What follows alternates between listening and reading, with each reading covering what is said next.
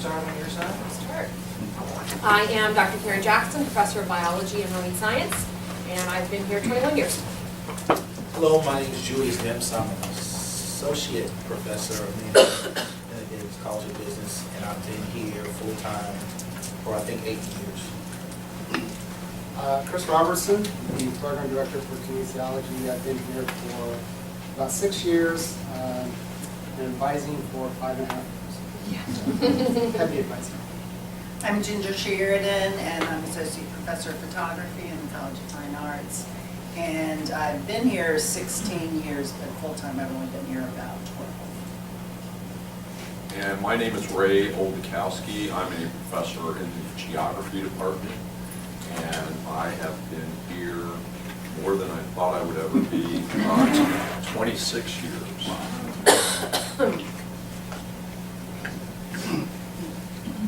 So we were asked to bring tips and tricks and ways to help you advise. I see a lot of veterans in the room, so please feel free, I guess, to add or tell us we're off base, I guess. But I see a lot of new faces, so that's fantastic. In theory, you don't advise in your first year, right, Chris? In theory. Right, Chris? Yeah, in theory, but in reality, we're always desperate for more people to help out with the advising load. I know I advised in my first year as well, so.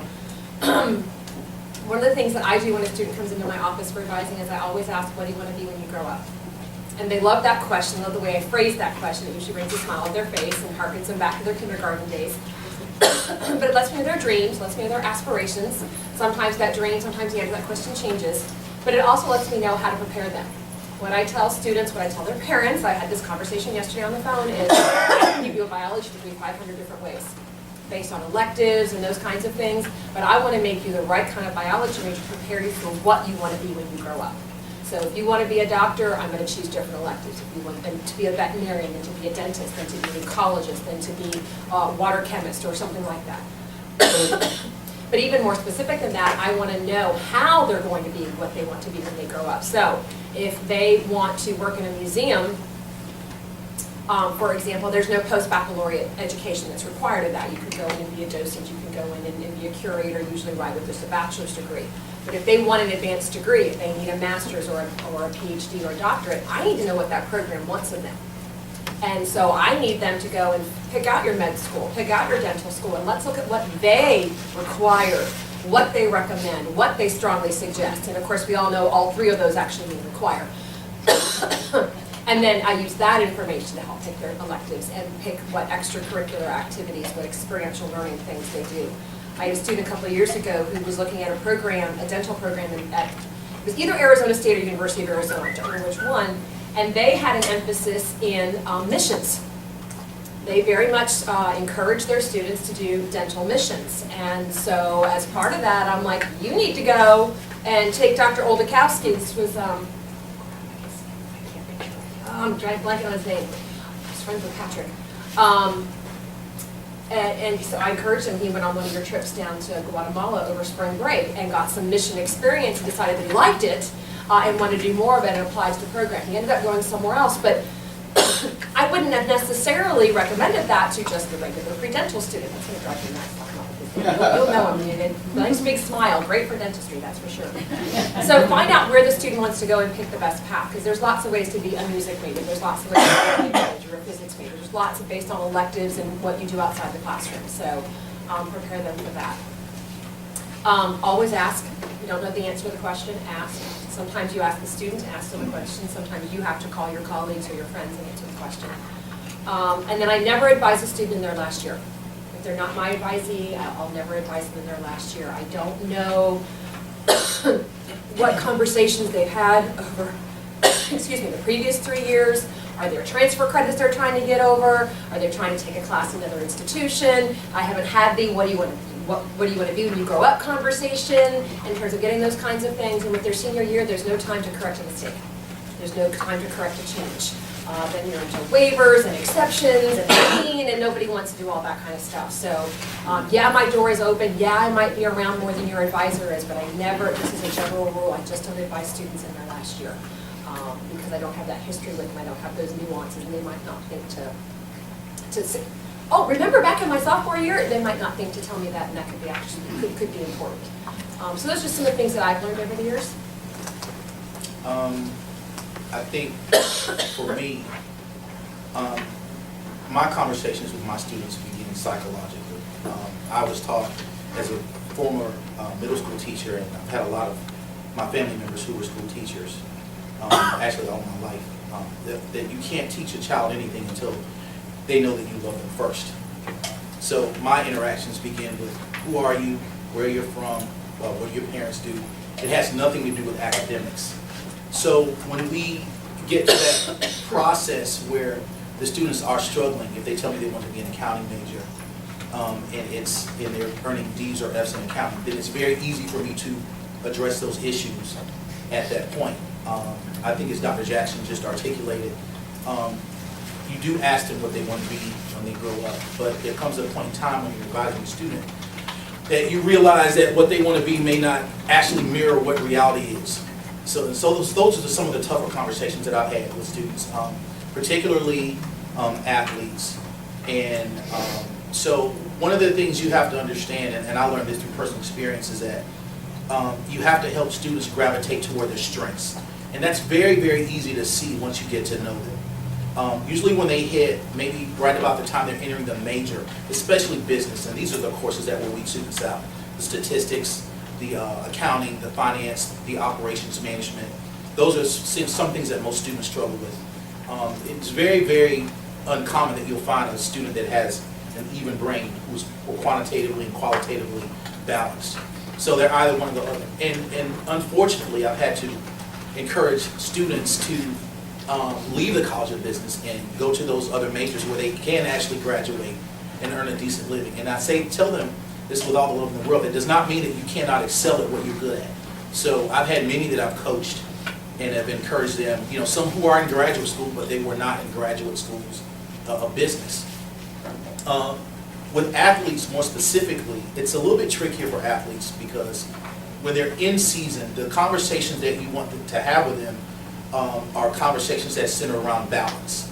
Okay, I don't encourage you to take the calculus and the statistics while you're in season. That doesn't make sense. So you want to go to some of the softer sciences, unless you've discovered that they're very good mathematically or in those quantitative subjects. So for them, with athletes specifically, you have to make sure that they're carrying the appropriate number of credit hours, number one, which is at least 15, because if they drop, they're still academically eligible with the 12. But then you want to make sure that they're not saying, okay, I want to take stats, quants, all the same semester. No, we can't do that. We can't do that. So you want to get, like maybe some things that I teach are on the softer side of the management department, like leadership or behavior management, and then they still have some electives where they can do over in PE and things like that. But you never want to let a student load anything heavy to your athletes when they're in season. One of the other keys to success that I try to tell all my students, and I'm getting better at it. Well, I've always done it, but they've just started to listen.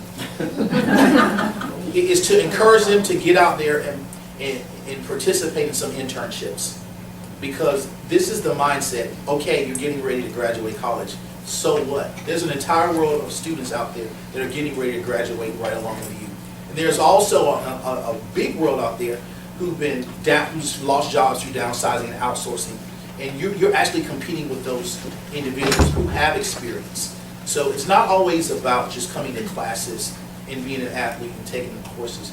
You actually have to show your potential employer that, yes, I'm serious about my craft, I'm serious about my profession, and I actually spent a good chunk of my time delving into that area that I said I wanted to participate in. So I would say that my approach it's basically psychological. There's not any magic to it, but you really, really want to get to know your students on an intimate level, because once you have to delve into those deeper come to Jesus, I need to change my major type conversation, is a whole lot easier. Okay, my turn. So I've actually prepared just a little bit of a PowerPoint presentation, just to give you something visual. I thought that's what we were supposed to do, actually. Let me set this up real quick.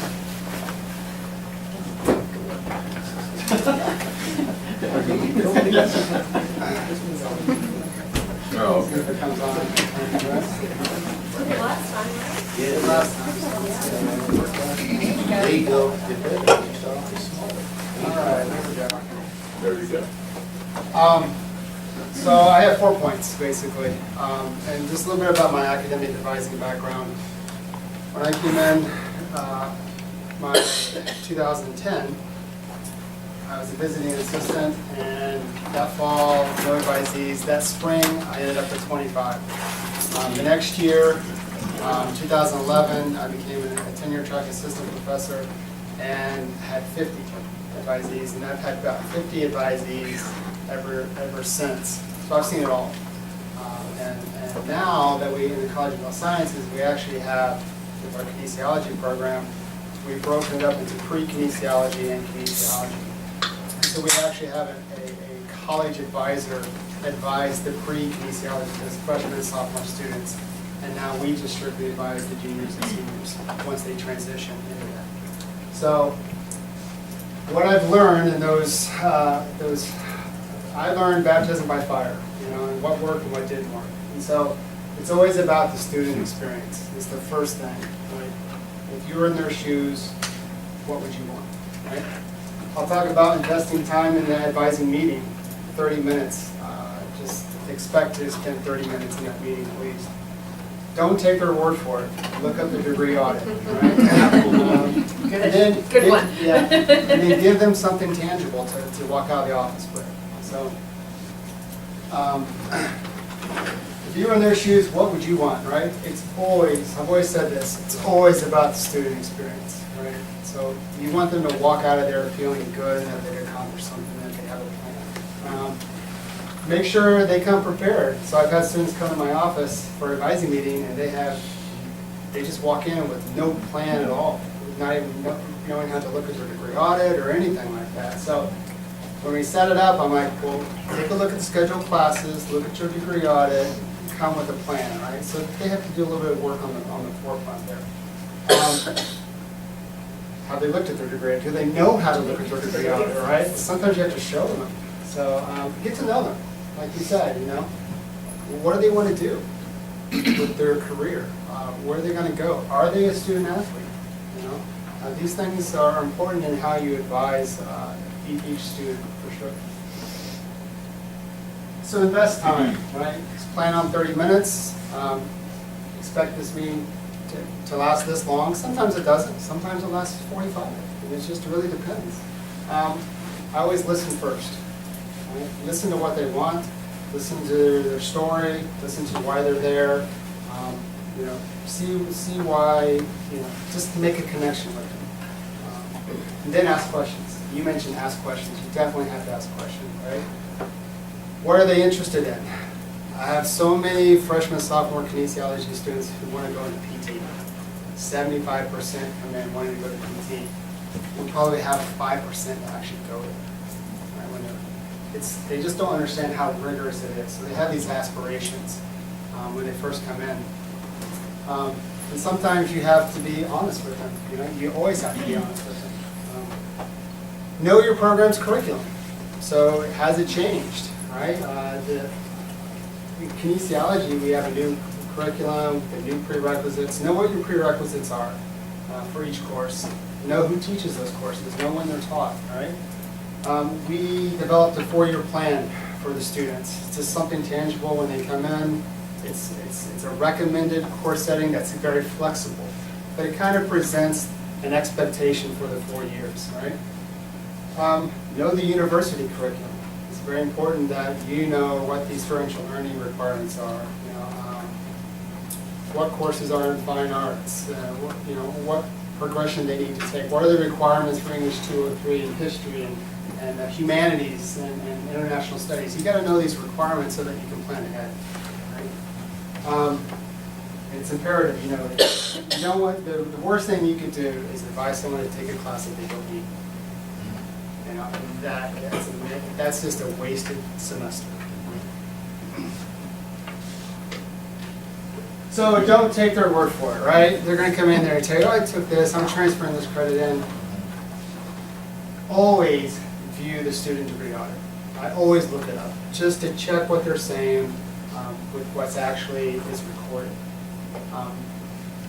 You need to know how to navigate the web advisor. You need to know how to navigate the degree audit, what it all means, what the university curriculum is, what the major requirements are, what the minor, where all that's located, what all those little G's and R's and everything on the sides.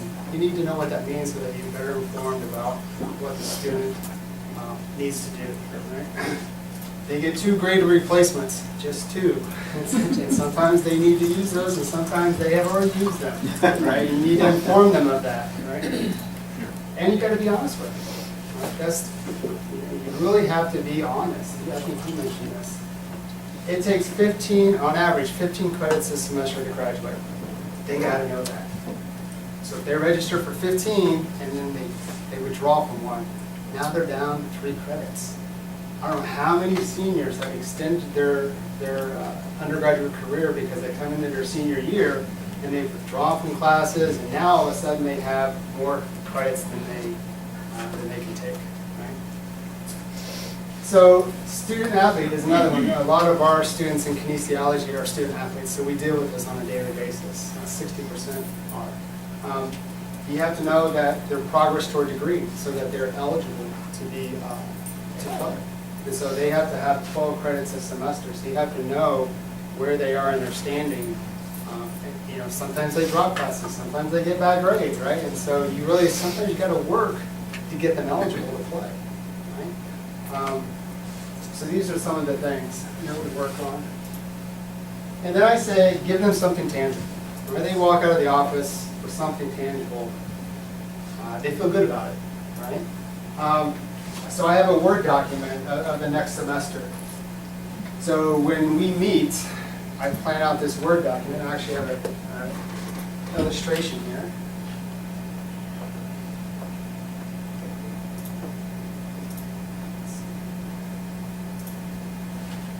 So this is something that I do for them.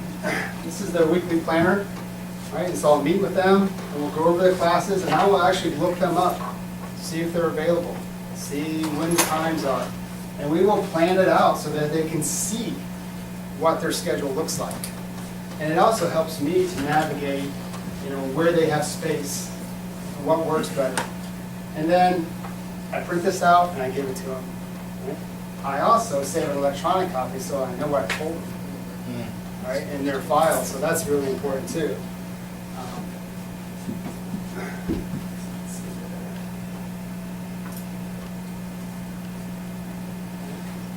Let's see. A PDF file of the advising session and course plan. So I had a lot of students I was trying to keep track of, and they always want to know, how do I, if I take this course and get this grade, how does that affect my GPA? It's like, what grades do I need to get in order to get a 3.5? Well, that's hard to do, right, with degree audit. And so I created an Excel worksheet that has our check sheet in it, where I can input grades and it will automatically calculate what the GPA is. So I'll show you what that looks like.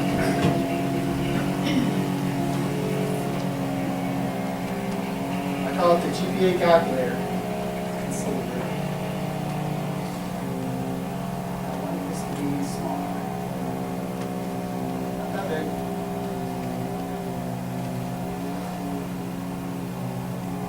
So this is what it looks like. You can see that? This is a check sheet. I put their name here and their ID. This is the core curriculum. This is our lower division prerequisite requirements, our upper division requirements.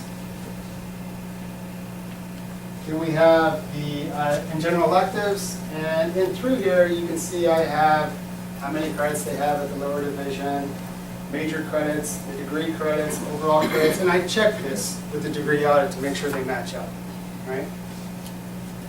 And what you see in the columns are how many hours did they transfer the class. If they transfer it, then I can take that out and have it transfer. What grade did they earn in what semester? Was it less than a C?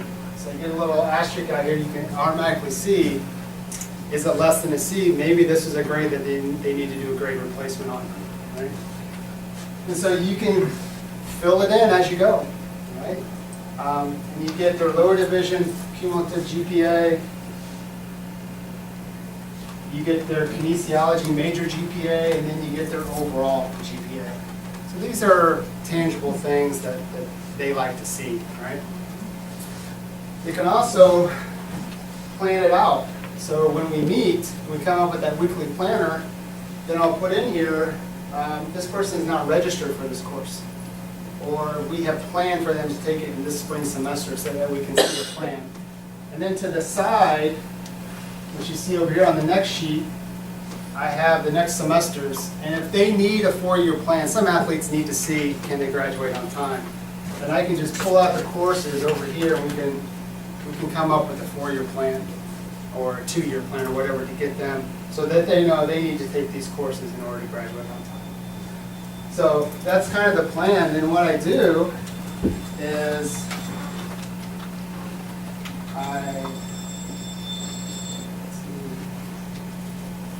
I print this out and I give it to them, right? And they walk out with it. And then I also save the Excel file in their folder so that I know what we talked about, what we planned, and where they're currently at.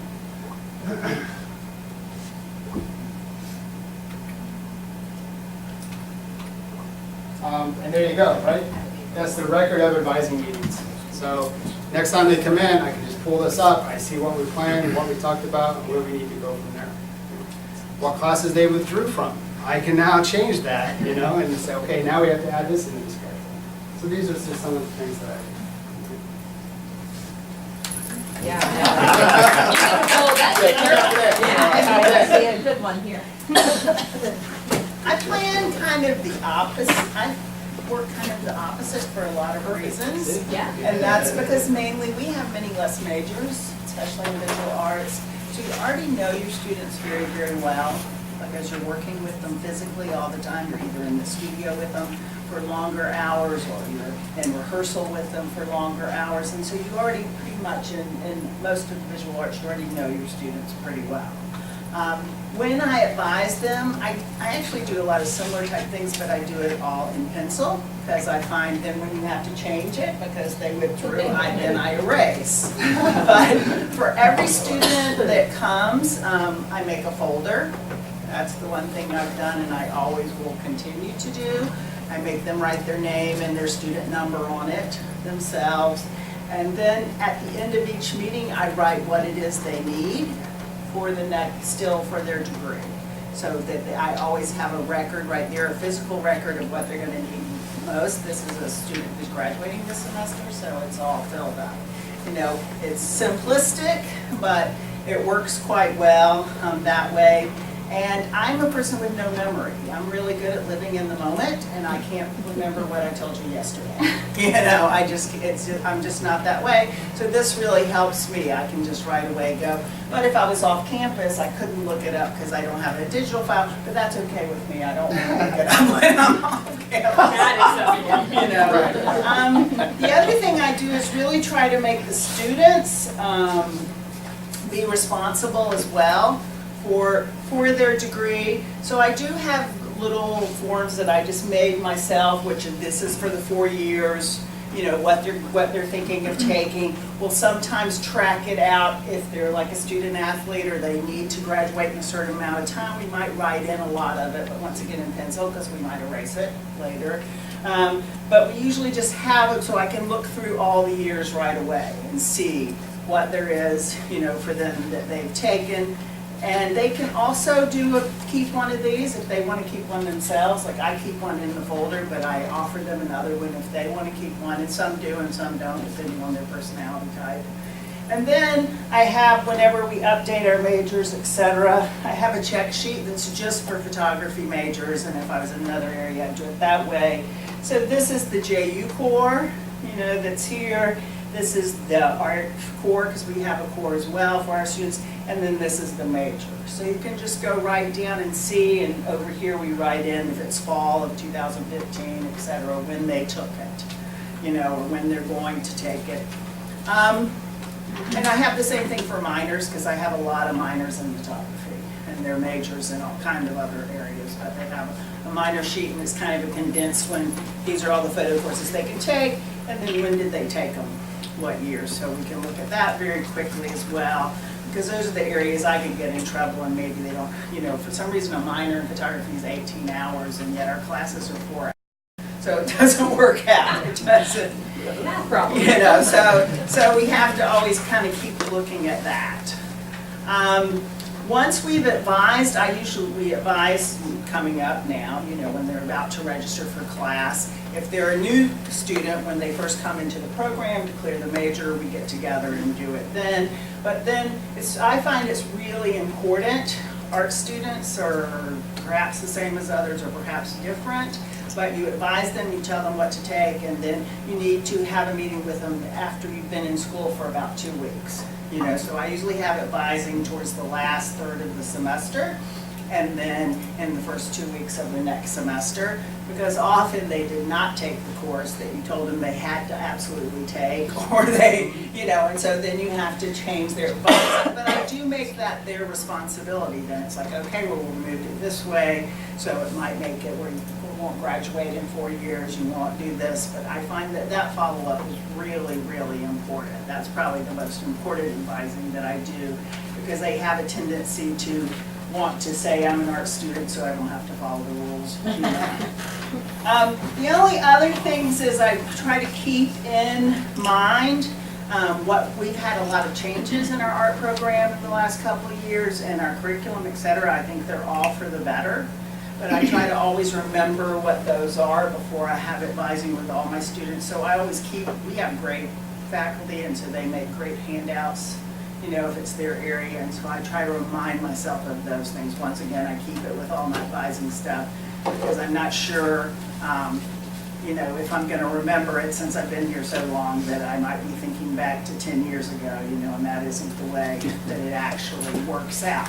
So basically, I keep a folder. I have printed out really in triplicate that makes sure that they fulfilled all of their requirements. We do use, you know, we do go to WebAdvisor and use that as well, and I explain that to them so that they can look it up at any time themselves and know what they're supposed to do, but they also can have those hard copies. Then I also, around the photo area, I post the handouts of what my rotation of classes are, you know, every semester, so, and they're everywhere around what it takes to be a major, so that they kind of get it through osmosis. You know, they're looking because they're standing there, and they're just reading it because it's on the wall. So I think that's very helpful as well, and I've done that for years. And the last thing is something, actually, we have candidates for the film position right now on campus, and it was one of the candidates that said this the other day, and I said, I'm going to start doing that too. Which is kind of asking what they want to do when they graduate. Well, in photography, I kind of know the options they have. And so she had a portfolio checklist of when a student graduates, these are the things that should be in their portfolio. And this was for film, you know, there should be a commercial, there should be a public service announcement, there should be a short web series.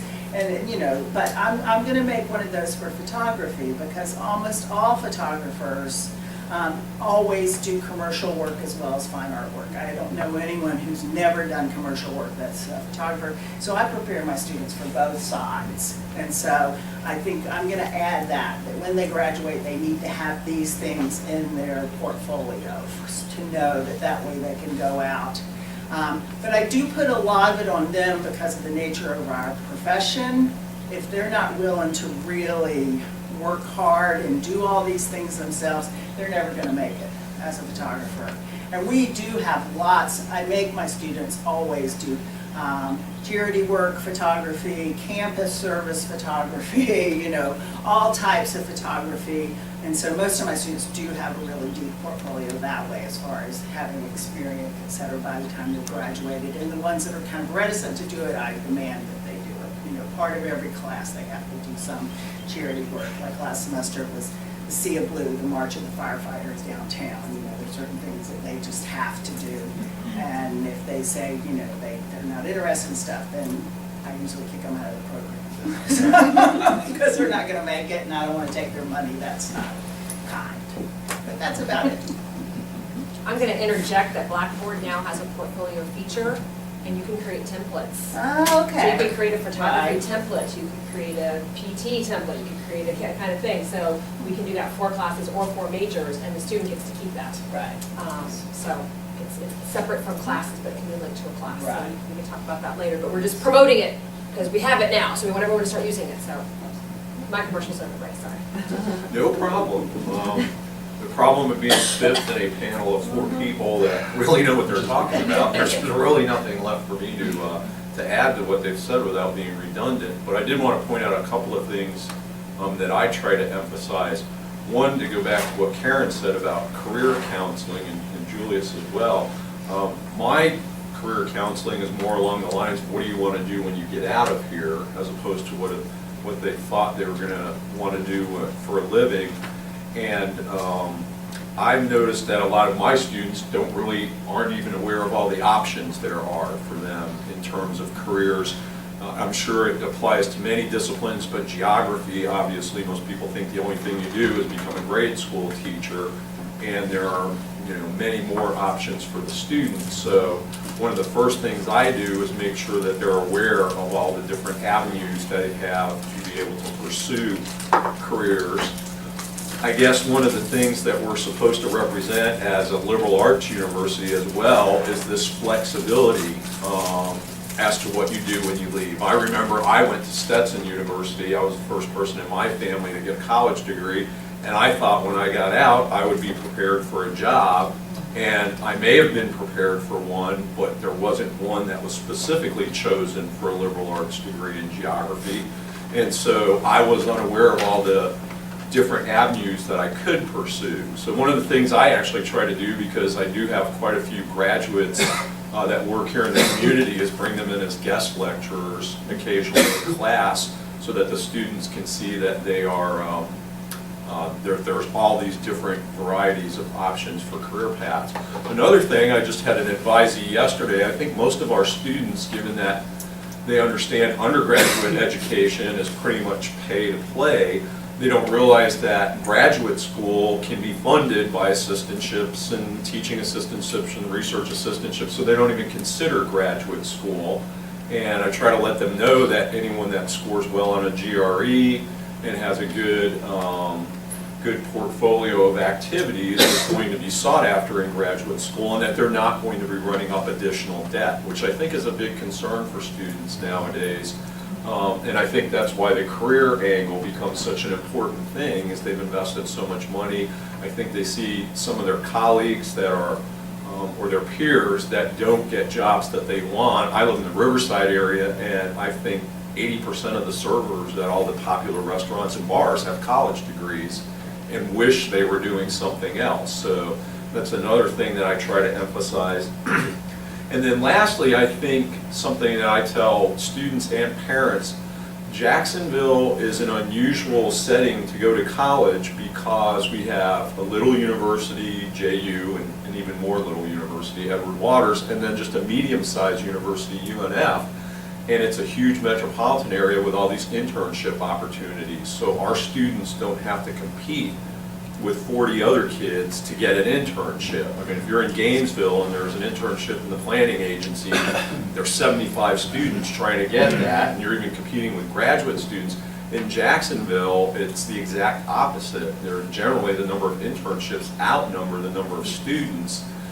And for us, a lot of the development in geography has occurred in GIS and computers, and frankly, the university just can't afford the hardware that would put them on the cutting edge of what's being done with this stuff. But internships can allow them to do that because a lot of the government agencies or businesses have purchased all the infrastructure that's necessary for them. So I think the internships actually even expand on the education that we can give them here in the classroom. So those are sort of the three things I kind of focus on, being aware of the fact that they do need to look for a career, that graduate school is an option, and that this is a great university setting to be in for internships. Already great. Any questions, are you all able to answer or willing to answer some? Willing, yes, able, depends what they ask, so. Answer any questions from the hall here? Anybody have a question about what would you do?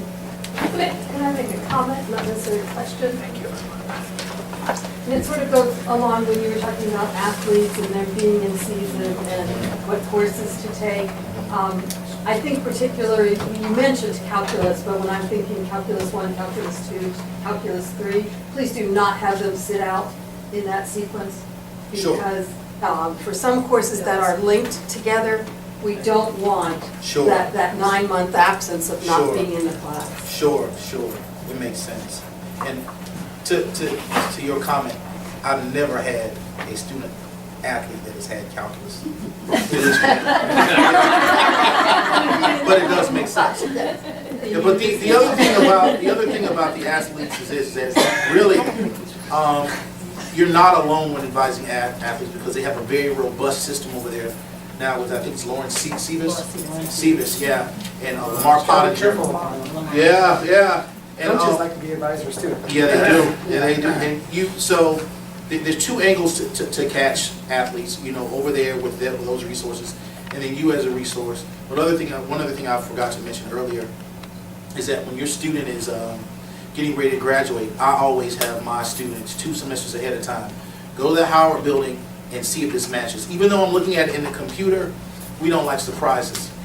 So make sure that what you're seeing on the computer is in fact accurate, and so the little checks and balances along the way, makes a world of difference. So I haven't dropped one yet, but most of mine get out of here on time. So.